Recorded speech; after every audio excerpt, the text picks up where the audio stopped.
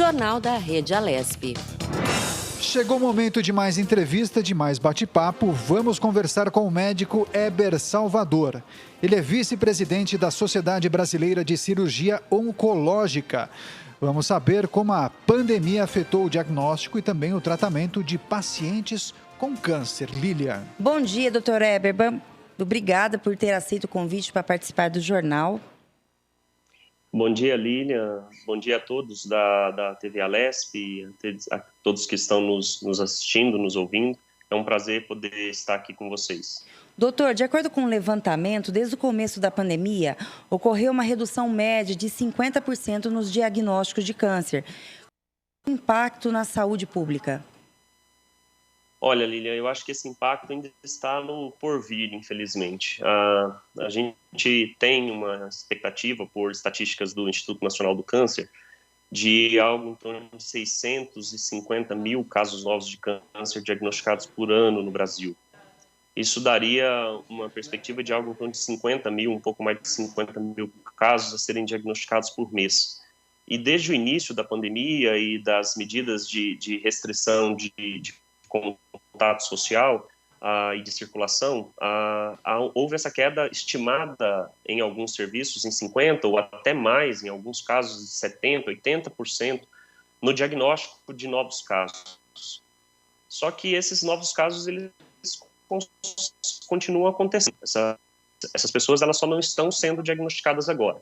Então, nesse momento, a maior parte dos serviços de tratamento oncológico encontram-se com uma subutilização da sua estrutura, porque os pacientes não fizeram diagnóstico, então não estão procurando o tratamento, mas a gente entende que isso vai trazer um impacto muito grande para os meses seguintes, tanto no número de pacientes quanto em ocorrência de casos mais graves. Perfeito. Doutor, gostaria de fazer um exercício aqui de futurologia com o senhor. A falta de diagnóstico hoje, ele não pode acabar impactando também no sistema de saúde no futuro, porque, digamos, no pós-pandemia, esses pacientes, ou mesmo essas pessoas, precisarão se dirigir aos centros médicos e aí sim eles precisarão iniciar o tratamento ou dar andamento aos tratamentos que estavam sendo feitos. O senhor acha que o sistema de saúde vai ser impactado no pós-pandemia, mas agora por outras doenças, mas falando especificamente do câncer? Não tenho dúvida disso. Se a gente tem esse represamento do diagnóstico que está acontecendo por causa dessas medidas de restrição, e obviamente elas são necessárias, mas também pelo medo da população sinal, nos meses seguintes, quando a gente deixar de viver a fase epidêmica e passar a viver aquilo que a gente acredita que vai ser um convívio com o coronavírus, né, um convívio com a possibilidade da infecção pelo vírus, haverá um contingente de pacientes muito grande a ser diagnosticado e a ser tratado. Infelizmente, isso deve incorrer, inclusive, num aumento da mortalidade pela doença, porque o câncer é uma doença que não espera a sua evolução, ela não vai ficar parada por causa da epidemia. Então, o que a gente imagina que vão vir mais pacientes com, infelizmente, casos mais avançados, e isso traz um duplo impacto no sistema, porque quando for agosto, setembro, outubro, a gente tem aqueles 50, 60 mil pacientes que devem ser diagnosticados naquele momento. Mas então a gente vai deixar de diagnosticar e iniciar o tratamento de 50, 60 mil e vai ter que começar de 150 mil, de 200 mil pacientes. Isso vai trazer uma repercussão tanto no sistema privado quanto no sistema público e principalmente nesse último. Doutor, em quais casos as cirurgias são fundamentais e devem ser mantidas, já que o levantamento de 70% dos procedimentos não foram realizados durante essa pandemia?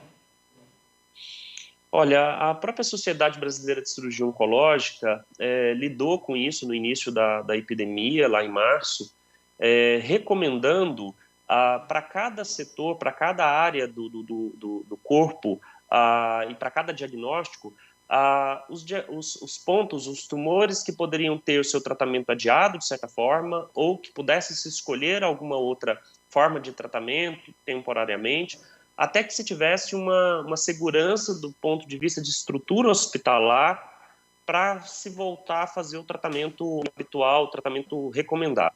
Então, de um modo geral, a gente considerou que doenças consideradas mais agressivas, alguns casos de câncer de mama, câncer de pulmão, os tumores do aparelho digestivo, alguns casos de câncer de pele, como melanoma, esses tumores eles não deveriam ter os seus procedimentos, esses pacientes não deveriam ter os seus procedimentos adiados, uma vez que o atraso de 2 a 3 meses na realização desses procedimentos cirúrgicos pode impactar negativamente no resultado, nas chances de cura.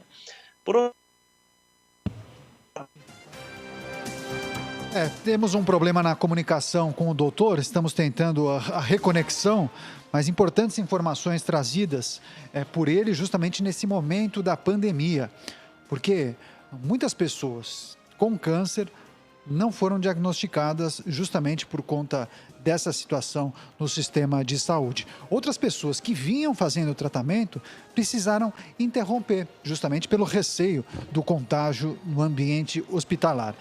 Doutor, o senhor estava concluindo a sua resposta, o senhor quer continuar o seu raciocínio?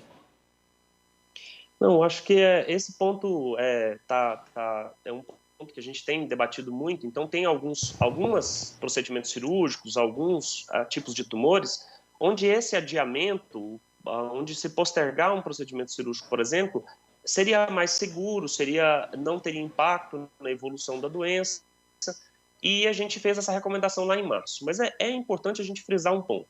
Como eu disse, a gente está vivendo uma fase de epidemia, mas a perspectiva é que a infecção pelo coronavírus ela se torne.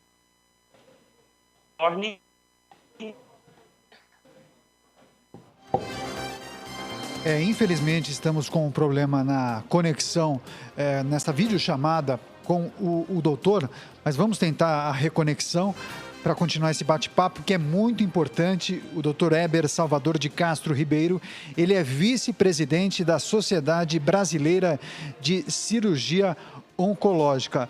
Doutor, queria fazer uma pergunta para o senhor, porque em relação ao tratamento, eu pergunto para o senhor, as pessoas que necessitam dar continuidade aos tratamentos e também as visitas ao hospital, ou mesmo aos consultórios, em quais casos o senhor recomenda que a pessoa não pare em momento algum, quando a pessoa já está fazendo o tratamento? E eu emendo, como essa pessoa deve proceder em relação à pandemia? Existe algum cuidado específico que o paciente com câncer deve tomar para se dirigir a uma unidade hospitalar? Eu acho que essas duas perguntas são muito importantes. Primeiro, aquelas pessoas que estão em tratamento, por exemplo, que estão fazendo quimioterapia, que estão em acompanhamento de alguma doença já diagnosticada, em programação de cirurgia, devem manter esse tratamento, obviamente tomando todos os cuidados do ponto de vista de se transportar de casa até a unidade de saúde. A maior parte dos hospitais já desenvolveram protocolos de fluxos seguros para pacientes oncológicos, para se diminuir a chance de contaminação no ambiente hospitalar, mas a gente sente, sem dúvida, o risco de parar, de interromper o tratamento é mais alto, e eu acho que essa é uma recomendação geral de se manter o tratamento oncológico já iniciado. Outro ponto importante é aquele paciente que aparece com um sintoma. É o paciente que tem uma dor abdominal que não melhora, é a mulher que percebe um nódulo na mama, é o homem que apresenta alguma alteração urinária. Então, se investigar para a gente evitar aqueles diagnósticos tardios ou para evitar que se reduza a chance de cura desses tumores. Os cuidados que a pessoa com câncer deve tomar para ir à unidade de saúde são os cuidados universais que a gente está recomendando para todas as pessoas. Então, usar máscara, lavar frequentemente as mãos, evitar locais aglomerados, respeitar a distância, manter esse isolamento social. E, como eu disse, é importante que as unidades de saúde também se preparem para poder receber e manter esses pacientes. A gente vê estados onde o serviço público de atendimento oncológico, por exemplo, foi interrompido durante o período da pandemia, porque a estrutura hospitalar foi direcionada para o atendimento da epidemia, mas uma vez que essa pressão sobre o sistema hospitalar diminua, ou seja, a estrutura hospitalar se adeque ao atendimento dos pacientes com coronavírus, o reinício do tratamento do câncer deve ser a prioridade. Doutor, uma pessoa que ela já foi curada do câncer e faz apenas o acompanhamento, ela é considerada grupo de risco? Olha, em geral, ela é o grupo de risco se ela tiver outros problemas de saúde que a tornam de maior risco. A gente sabe que pacientes mais idosos, pacientes diabéticos, hipertensos, que têm alguma outra disfunção orgânica, fazem parte desse grupo de risco. O fato de ter feito o tratamento oncológico no passado, se não há uma sequela do ponto de vista imunológico, nesse momento, não torna a pessoa mais de risco do que ela já seria por causa das suas condições básicas de saúde. Agora, o paciente que está em tratamento oncológico, está fazendo quimioterapia ou vai fazer uma cirurgia de grande porte, esse paciente ele é considerado um paciente de risco para a apresentação de formas mais graves da infecção. Então, se você faz uma cirurgia e está portando o vírus numa fase assintomática, a manifestação no período pós-operatório pode tornar aquele processo mais complexo, inclusive aumentando as chances de complicações graves e eventualmente até de óbito. Esses são cuidados que devem ser tomados aí na retomada dos tratamentos oncológicos. Perfeito. Doutor, o que a Sociedade Brasileira de Cirurgia Oncológica tem observado em relação às pessoas com câncer que contraíram a Covid-19? O quadro de sintomas, ele é mais intenso, menos intenso? O que é possível falar dos pacientes com câncer que pegaram a Covid-19? Acho que vai na mesma linha que a gente observa nos pacientes em geral, onde há uma dificuldade em se predizer os pacientes que terão uma evolução pior, mais grave da infecção viral, daqueles que terão uma evolução mais leve. Então, o fato de estar fazendo um tratamento oncológico coloca a pessoa, em linhas gerais, num grupo de risco para uma evolução mais acentuada em termos de sintomas e de complicações. Mas isso não é uma regra. É muito importante que a pessoa perceba os sinais iniciais da infecção, mantenha um contato próximo com o seu oncologista, com o seu cirurgião oncológico. Em termos cirúrgicos, se a pessoa vai ser submetida a uma cirurgia, nós da sociedade temos recomendado a cautela com o isolamento social pelo menos 14 dias antes do procedimento. Então, reforçar essas medidas de isolamento social, evitar de ter contato com qualquer pessoa com qualquer síndrome gripal. Se tiver algum sintoma, não fazer o procedimento cirúrgico, independente se fazer testagem, se fazer triagem ou não se fazer a triagem. Há uma recomendação para se fazer a triagem antes de procedimentos cirúrgicos, mas obviamente a gente tem que considerar aí a limitação tanto do teste quanto do acesso, e essas são as recomendações que a gente tem feito enquanto sociedade. Mas a infecção pelo coronavírus, ela traz um perfil de risco maior para a população oncológica, para a população que está fazendo tratamento de câncer, mas isso não é uma regra generalizada. Doutor, para as pessoas que estão em casa, né, quais seriam os sinais que devem despertar a atenção? E também as mulheres, né, como que elas podem fazer o autoexame de uma forma correta? É sempre bom a gente ter a oportunidade de falar sobre prevenção, sobre diagnóstico precoce. Acho que mesmo no tempo da pandemia, a regra geral é conheça o seu corpo. Conheça os seus sinais, os seus sintomas. Você sabe que você tem uma dor que é recorrente, que já voltou várias vezes. Você sabe que você tem uma alteração no organismo que você já conhece. Então, conhecer o padrão, a normalidade do corpo é muito importante. E aí se atentar para aquilo que vem novo ou que altere esse padrão de normalidade.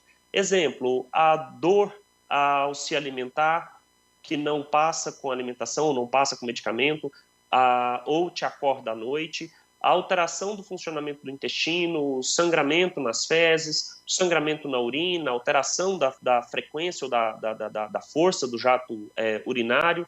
Tudo isso são sinais que, se surgem, devem levar a pessoa a fazer uma investigação. Então, não é porque a gente está na vigência da pandemia que a pessoa deve esconder isso. Há uma pinta na pele que mudou a característica, que cresceu, que começou a sangrar. Em relação à mulher, a gente tem a recomendação do rastreamento com mamografia, a consulta com um especialista periodicamente para rastreamento do câncer de mama e do câncer ginecológico, mas a mulher tem a ferramenta, especialmente em relação ao câncer de mama, do autoexame. Então, o autoexame ele deve ser feito, a mulher deve conhecer as alterações que ela já tem na mama, que sejam algo que já tenha sido investigado, que ela saiba que são alterações benignas, e se ela mudar, se ela perceber um nódulo novo, ou um nódulo que cresceu, uma alteração no bico do seio, ou uma descarga com sangramento, ou qualquer secreção no bico do seio, ela deve procurar imediatamente assistência, ela deve procurar imediatamente ajuda, ela não deve ficar esperando mais tempo, porque, como eu disse anteriormente, a gente vai conviver com o vírus, com o coronavírus por mais tempo, e a gente vai ter que adaptar a continuidade do tratamento oncológico, o diagnóstico oncológico e a continuidade do tratamento a essa nova realidade. Perfeito. Conversamos com o Dr. Heber Salvador de Castro Ribeiro, vice-presidente da Sociedade Brasileira de Cirurgia Oncológica, falando aí sobre os diagnósticos de câncer em meio à pandemia do novo coronavírus e os desafios neste período. Doutor, muito obrigado por sua participação, parabéns pelas informações, pelo trabalho, muito boa sorte ao senhor. Obrigado pela oportunidade, a SBCO agradece.